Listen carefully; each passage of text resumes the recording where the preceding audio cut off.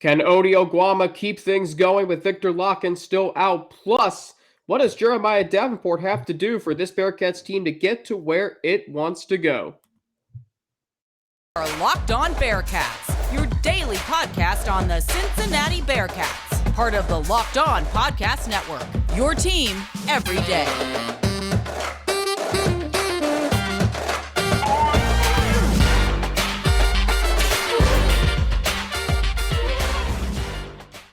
Thanks for starting your game day with us. This is Locked On Bearcats. We are, of course, part of the Locked On Podcast Network, your team every day. I'm Alex Frank, your host, each and every day right here on Locked On Bearcats. Today's episode is brought to you by FanDuel Sportsbook, the official sportsbook of Locked On. Make every moment more. Visit FanDuel.com/LockedOn today to get started. We have a very special guest today, someone whose work I've come to admire and really enjoy this past year. He is a columnist for the Bearcats, the Bengals, and Xavier from CLNS Media. And Mike Petraglia is my guest today. You can follow him on Twitter at Trags. He is fantastic covering the Bengals, Bearcats, and Xavier for Cincinnati. And he's also the host of the Jungle Roar Pod. Highly recommend checking that out. Mike, it's good to have you on. Great talking to you at the game on Saturday. You told me at halftime the two guys who should be scoring the ball for the Bearcats are Landers Nolley and Ody Oguama.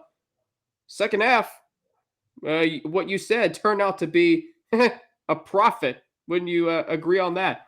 Well, when you shoot 9 for 9 from the field, Alex, and I believe it was 7 for 7 in the second half, good things are going to happen. And here's what I saw Saturday night, against South Florida.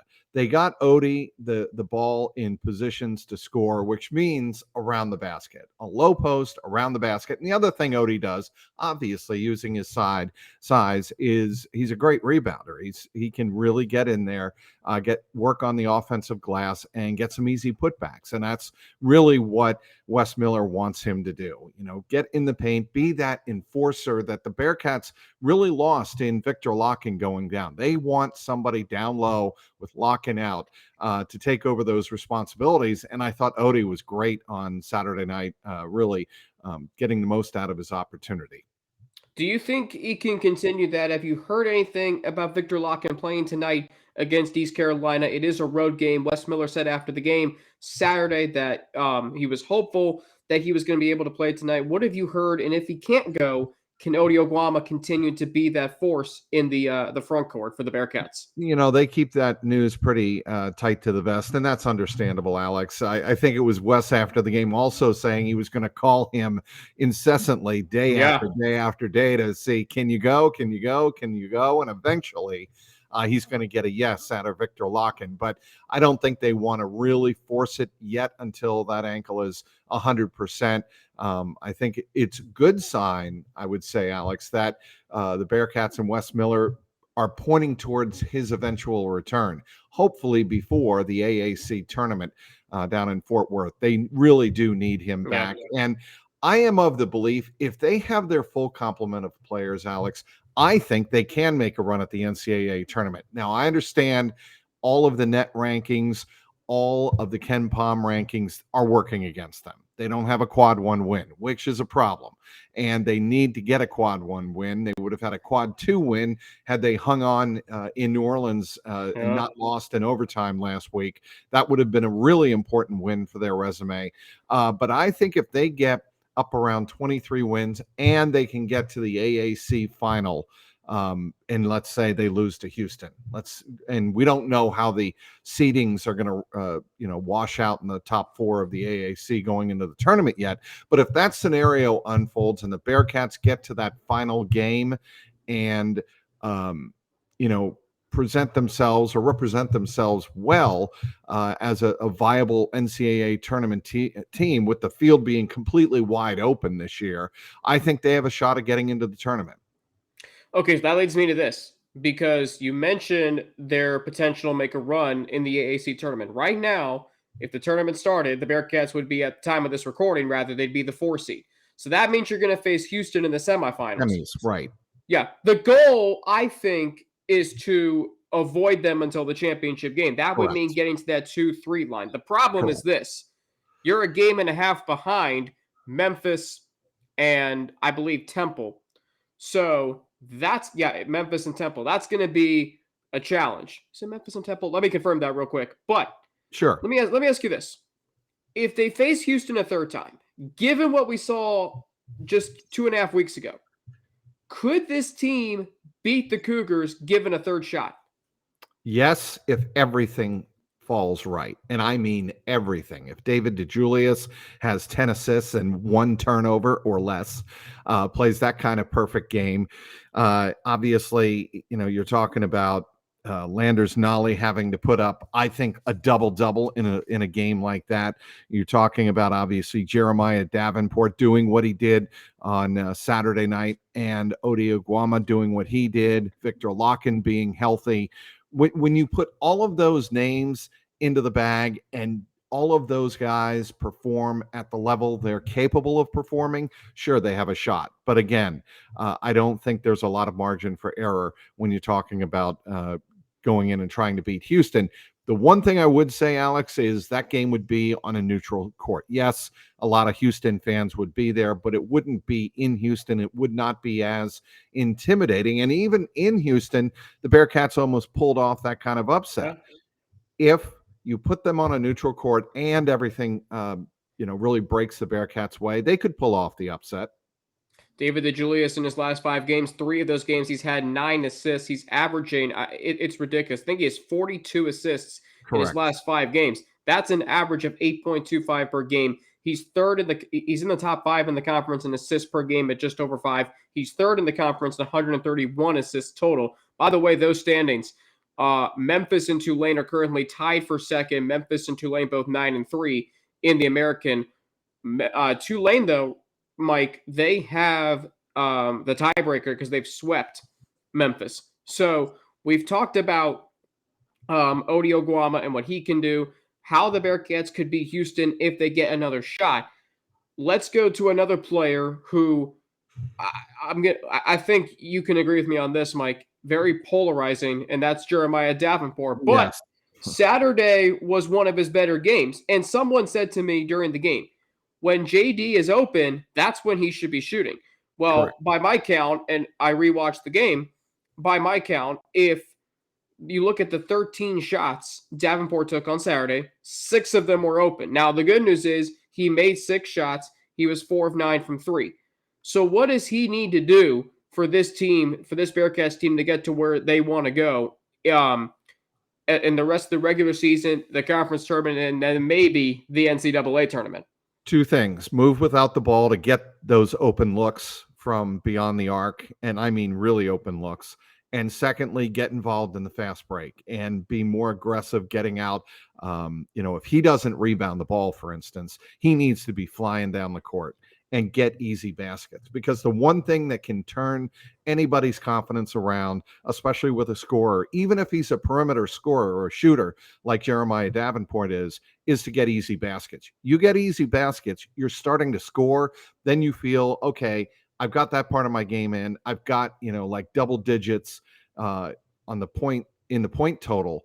Now I can start feeling more comfortable from beyond the arc. That's just a scorer's mentality.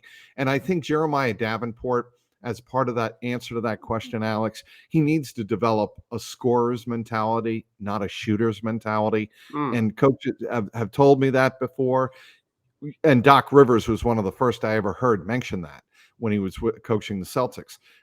You need to score the ball. You don't need to shoot the ball necessarily from distance. And I think that's one thing that would really help a guy like Jeremiah Davenport. Interesting. Good stuff here from Mike Petraglia from CLNS Media. A scorer's mentality versus a shooter's mentality.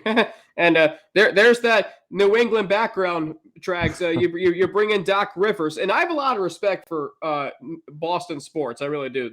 When you consider the success they've had. But good stuff here. I'm going to ask you your overall assessment of this team. 26 games. Hard to believe we're already 26 games into the season. Plus, I've got a question about Wes Miller that I feel like everybody is in the majority of, and I'm going to see if you are as well. We'll get to that after I tell our listeners how this episode of Locked On Bearcats is brought to you by FanDuel Sportsbook. The midway point of the NBA season, speaking of Doc Rivers, the midway point of the NBA season is here, And now is the perfect time to download FanDuel, America's #1 sportsbook, because new customers get a no-sweat first bet up to $1,000. That's bonus bets back if your first bet doesn't win. Just download the FanDuel Sportsbook app. It's safe, secure, and super easy to use. Then you can bet on everything from the money line to point scorers and threes drained. Plus, FanDuel even lets you combine your bets for a chance at a bigger payout with the same game parlay. So don't miss the chance to get your no sweat first bet up to $1,000 in bonus bets when you go to FanDuel.com/lockdown. That's FanDuel.com/lockdown to learn more. Make every moment more with FanDuel, an official sports betting partner of the NBA. Thanks again for making Locked On Bearcats your first listen every day. Make sure you check out our brand new podcast, Locked On College Basketball, everything you need to know about college basketball in one place. Plus, hear from big name experts, insiders, coaches, and players. Locked On College Basketball, available on YouTube and wherever you get your podcasts. Alex Frank here with Mike Petraglia of CLNS Media, a columnist for the Bengals, the Bearcats, and that other team in Cincinnati. I'll say their name, the Xavier Musketeers. So, Trags, let me ask you this. 26 games into the season, Bearcats 17-9, 8-5 in the American. I think they're much improved from last year. Do you agree with that? And just kind of give me your overall assessment of where this team's at, what you like, what you don't like, 26 games into the season. I think they are improved, Alex. They are more often than not this year, as opposed to last year, beating teams they should beat. They have had hiccups, but usually those hiccups come against the better teams. And you can kind of live with that. Again, Wes Miller in his second full season at Clifton is trying to instill some consistency in the program. And really building consistency begins with beating teams, lesser teams, certainly on your home court, and getting a few road wins against lesser, or getting all of those road wins against lesser teams. You're going to have your moments where you just struggle against teams that are deeper and really more critically, I think, Alex, more experienced than yours is. And I think that's where, Wes has struggled with his team at times, because he hasn't had as much experience out on that court as he would like, guys playing together for an extended period of time. And, I think we are starting to see the team come together later in the season. They still have hiccups. The first half against South Florida on Saturday night was not pretty. They played defensively okay, but offensively, you saw guys kind of playing hero ball, playing 1-on-2, 1-on-3 at times, and that can't happen. They had defensive breakdowns in the final 90 seconds of the first half, and it gave Wes a great opportunity at halftime Saturday to kind of reset the mentality of his team. And I think that started really with Jeremiah Davenport and went on down the line. He actually kind of railed into and leaned heavy on Jeremiah Davenport midway through the first half when JD was looking to get a call, went to the floor, complained. And as soon as JD came off the court, Wes Miller got in his face and says, "That's not the way we need you playing." I remember asking JD that question after the game Saturday night. You can be better than that. We need you to be better than that. And I thought really for the last 30 minutes of that game the other night, Jeremiah Davenport was a difference maker. So I do think you're starting to see some of the players who have been on the roster a while starting to improve as the season progresses. You did not see that last year. I don't think last year's team really progressed or got better, significantly better as the season went along. This year, I think that's different. Yeah, that's interesting, and some great points there again, Mike. I remember Wes Miller saying that on Saturday, how he railed into Jeremiah Davenport during that game. And I watched the game again, and I saw Davenport, I think it was twice actually, complain about calls at our end of the floor where press row is inside Fifth Third Arena. And I also, at halftime, Kelsey Conway, your colleague, fellow Bengals beat writer at the Cincinnati Enquirer, but she also is ESPN Plus sideline reporter for Bearcat That's games. A great job, by the way, I might add. Really? She's incredible. I mean, you talk about coming in seamlessly from Georgia and the work she does. So she's a UC alum too, so that doesn't help, or that does help, excuse me. So she asks Wes Miller, and here's the interview, Russ. I'm sorry, did I just call you Russ? Mike. I'm so used to having Russ on the show. So she asks Wes Miller at halftime, what do you need to do better? Or give me your assessment of the first half. What do you need to do better in the second half, sort of thing? And Wes goes this: defend a whole lot better and every other way. Boom, goodbye, interview over. I mean, to say the least, Wes Miller knew what this team needed to do, and then in the second half they did. So, and now a lot of that, I think, is David DeJulius. And Yeah. your scorers versus shooters mentality, DeJulius, I think, kind of has that. But even when he's not scoring, the way he can impact the game to me, Mike, is dish out 9 assists, sit down and defend, inspire a team to defend. Are you seeing him impacting the game in more ways than just scoring? Because we know him as a scorer. He's But are you first of all, I think he's their preeminent leader on the team. I think, as he goes, so go the Bearcats. And, I don't think it's any mistake or, I don't think it's any coincidence, I should say, in the Tulane game when things really went off the rails in overtime. He got ejected. He was picked up the technicals, and that kind of coincided with the Bearcats kind of having things just completely melt down at the end of overtime. But when things are going really well, DeJulius is running the ship. There is no question about that. And I think everybody on that floor looks to David DeJulius for leadership. I think at his best, he is a distributor. He also takes very good care of the basketball. He was a big reason, the Bearcats way back in December were able to make that rally late in the game against Xavier and force overtime. He was a big part of that. And I think, one thing we have to keep in mind is if David DeJulius can get these guys into good scoring positions, they have a chance to beat anybody. I really do believe that. But the problem is they have to defend a lot better than they have been throughout the course of the season. They have to defend a lot more consistently, I should say.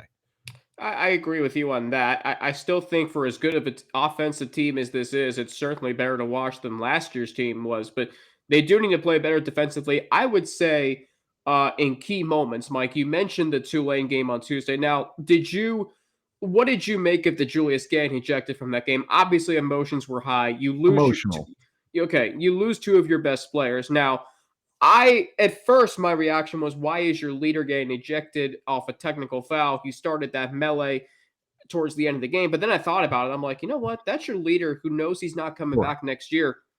That was a highly emotional game for anyone who watched it. So I kind of eventually just said, okay, whatever, move on. As far as Wes Miller, and I think a lot of fans, a lot of media members that I talk to and hear from, including you say, and I've said this before, you think that Wes Miller is the right man for the job. Do you agree with that? The right man to lead this program into the Big 12, years beyond their first season in the Big 12. Is he the right guy, Mike, for this job? Yes, I do believe he is. I think he knows the critical importance of recruiting. I think he understands the NIL component heading into the Big 12. I think he's going to get all of that down. Remember, Alex and Bearcat Nation out there listening to and watching Locked On Bearcats, he had over 200 wins before the age of 40. He is the youngest active coach with that many wins over 200 wins before the age of 40 that there is in Division I college basketball. The guy knows how to win. That to me does mean something, Alex. And I think you see brought in somebody who has been in winning environments before.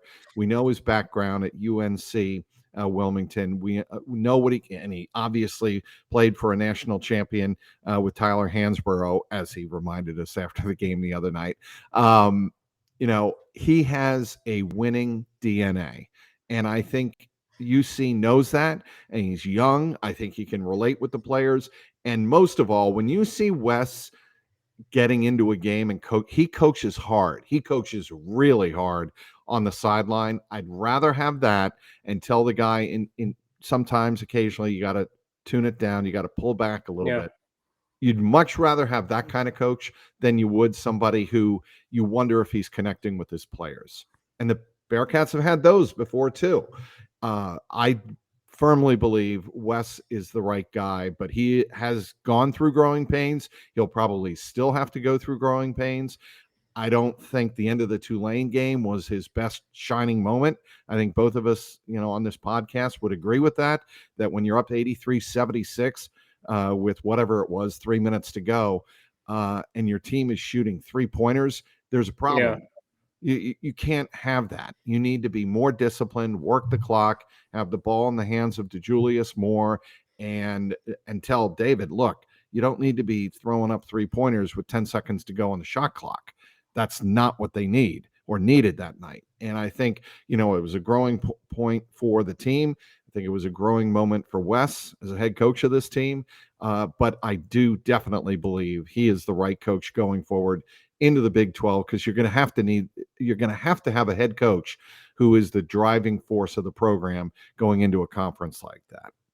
Interesting points you bring up there. And I feel like a lot of people, when Wes Miller said on Saturday, you bring up a great point there, Mike, about him playing with Tyler Hansbrough. That's something that when he was hired, I was really excited about, having played at a blue blood. I don't care if you're a starter like Tyler Hansbrough was, who ended up being a lottery pick, or the last guy off the bench. Wes Miller played for North Carolina. Wes Miller played for Roy Williams. Wes Miller was part of a national championship team that played in a lot of intense games on college basketball's biggest stage. He played in college basketball's best rivalry. I'm sorry for any Bearcat fan listening to this and any Xavier fan out there. North Carolina Duke is the best college basketball rivalry, and I'm not afraid to say that's my opinion. Clearly it is.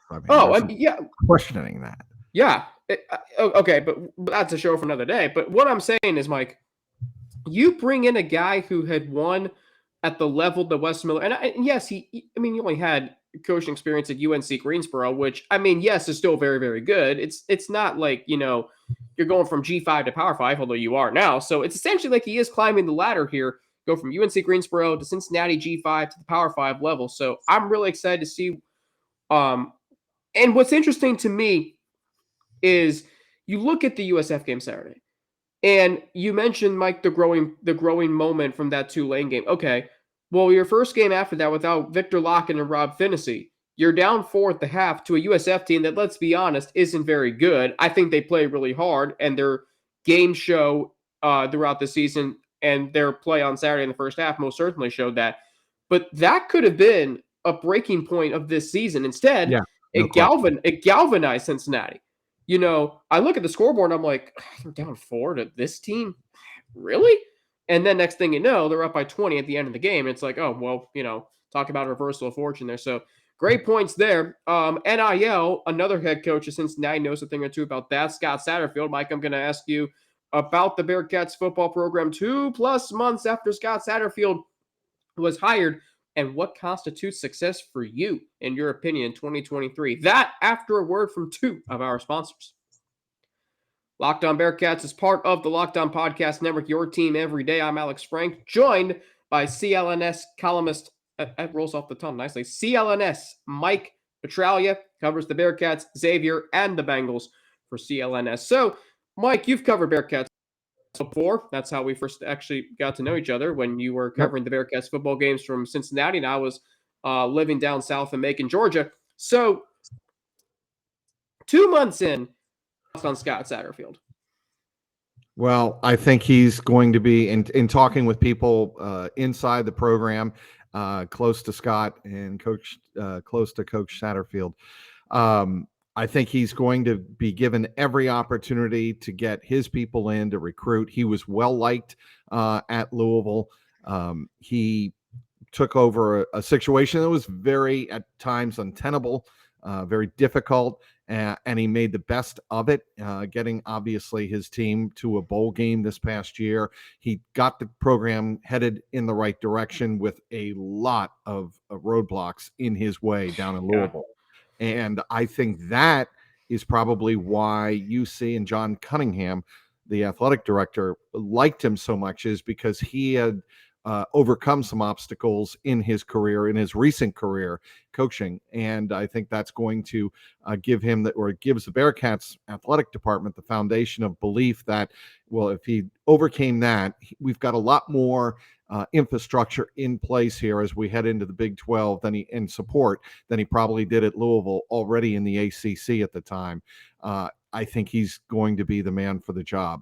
I am curious to see what they do with the quarterback situation, because look, and I think you would agree with this, in college football, as big as the quarterback position is in the NFL, it's even bigger in college football, and they are going to need somebody at that position to drive the program. And that is why, the Bearcats really succeeded under Luke Fickell, because he was able to answer that question in a resounding manner, Yes. and really carried the Bearcats program at that position to that next level. That was certainly, not the only reason, but it was a big part of it. And may I also correct myself from earlier in the pod when I said UNC Wilmington. I know it's UNC Greensboro. There's a lot of them down there. Yeah, there are, but I know that's where Wes Miller came. I just want to be on the record correcting myself, because I always like to correct myself when I'm wrong. Yes. So there you go. I respect that. And side note, Mike, you bring up something really memorable for me. So I remember standing in Mio. Have you had Mio's Pizzeria in your travels to Clifton? Mio's Pizzeria? I have not, but I have heard many, many great things about it. It is incredible. Okay, so I remember, and you bring up Luke Fickell and the quarterbacks, and that's why they had so much success under Fickell. So I remember standing in the upstairs room at Mio's Pizzeria on September 1st of 2018. Bearcats season opener at UCLA. No one's really giving the Bearcats a chance to go to the Rose Bowl and win.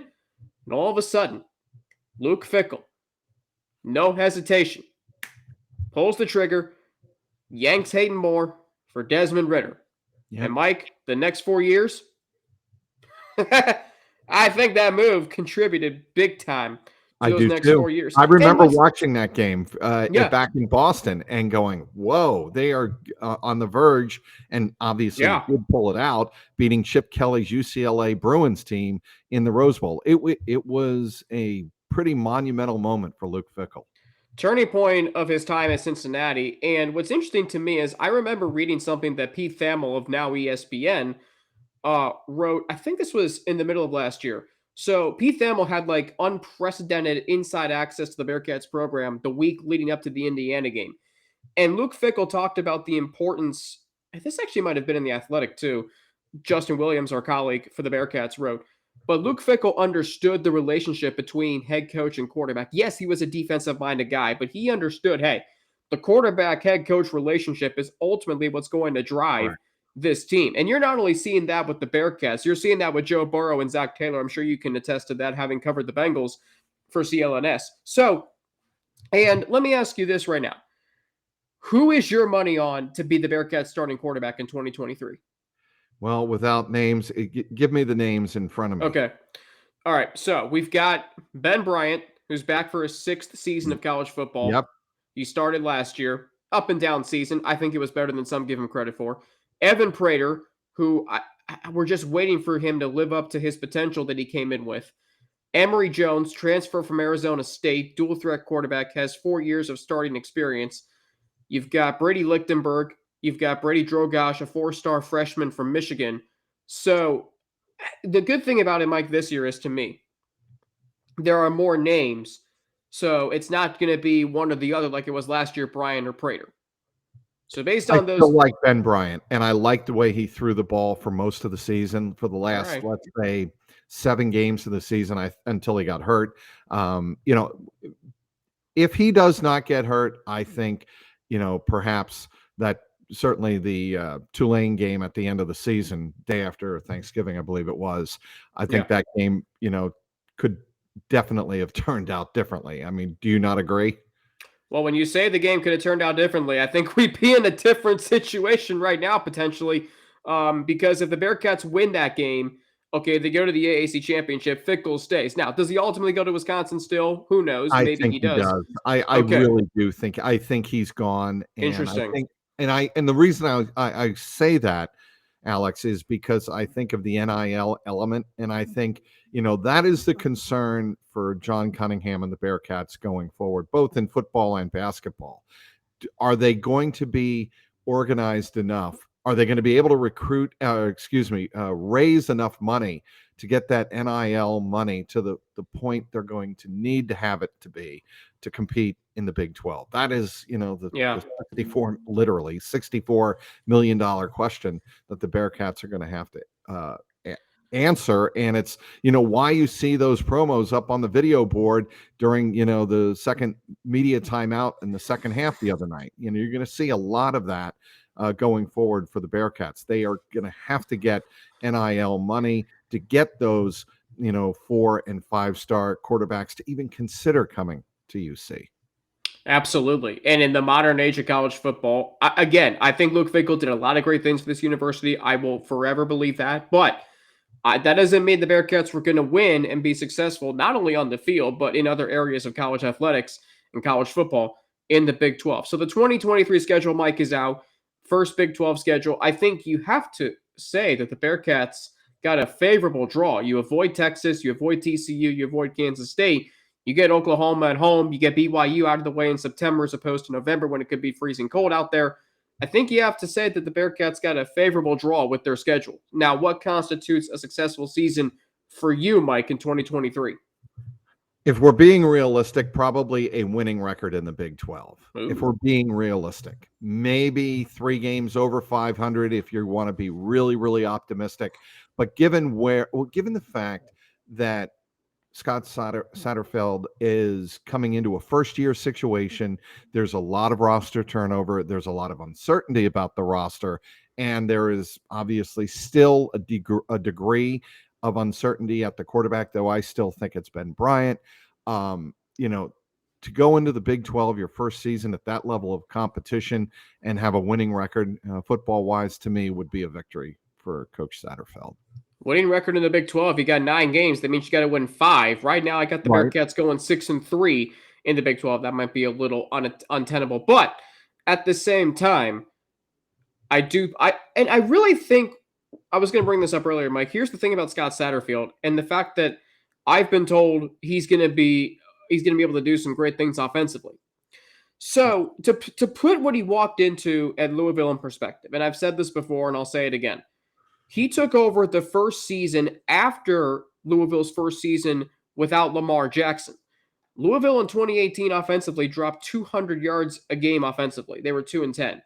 And yet in 2019, when Scott Satterfield took over, with an offensive line that ranked tied for 127th in sacks allowed, the Louisville Cardinals went up almost 100 yards per game offensively, despite allowing all those sacks. You know what that tells me?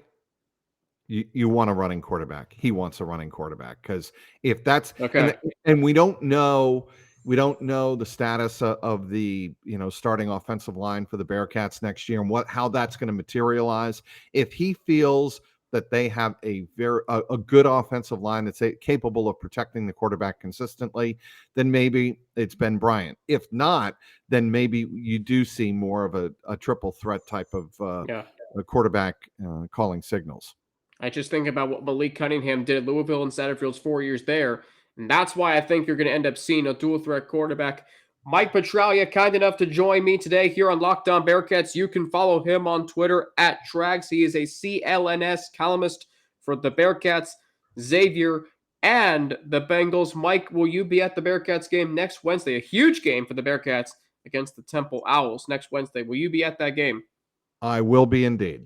All right. We'll look forward to seeing you there, Mike. I mean, you're probably keeping busy now. You got the Bearcats, Xavier's chasing down a Big East title, and you've got the Combine coming up. So big stuff coming up. Big stuff coming up from Mike Petraglia, CLNS Media. You can follow his work there at clnsmedia.com. Trags, thanks so much for joining me today, and I'll talk to you next Wednesday, all right? I appreciate it. Thanks so much for having me, Alex. Mike Petraglia from CLNS Media, best wishes to him and his family, and we thank you very much for making Locked On Bearcats your first listen of every day. How about for your second listen, you check out our brand new podcast, Locked On College Basketball. Experts Isaac Shade and Andy Patton bring you everything you need to know on and off the court. Plus, hear from big-name experts, coaches, and players throughout the basketball landscape. Locked On College Basketball, available on YouTube and wherever you get your podcasts. I'm on Twitter at Frankie_Natty with 2 N's and an ATI. Instagram, Alex Frank9 _ and email alex3frank@gmail.com. For Locked On Bearcats, I'm Alex Frank. Have a great rest of your day, and I enjoyed the game tonight at ECU.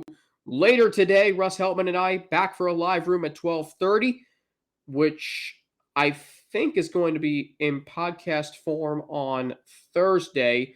Of course, when we preview the game, you'll know that the game already happened. I'll have a recap of the game up on my Twitter feed, so you can look forward to that. So much more to get to this week. Trags gave me some interesting things to talk about, including, does Ben Bryant actually have a chance to win the starting quarterback job? We'll talk about that later this week. Thanks so much for tuning in. Locked On Bearcats. Have a great rest of your day. Enjoy the Bearcats game tonight. I'll say the Bearcats get it done at ECU, although it's going to be an emotional night as the Pirates play their first home game following the passing of their longtime radio voice, Jeff the Voice Charles. So that's going to be an emotional night in Greenville, North Carolina. But I think the Bearcats do get it done tonight. I will say final score 74-63. Bearcats will get it done. Thanks so much for listening to Locked On Bearcats, part of the Locked On Podcast Network, your team every day. I'll be back tomorrow right here and later today at 12:30 with Russ Heltman in our live room right here on Locked On Bearcats.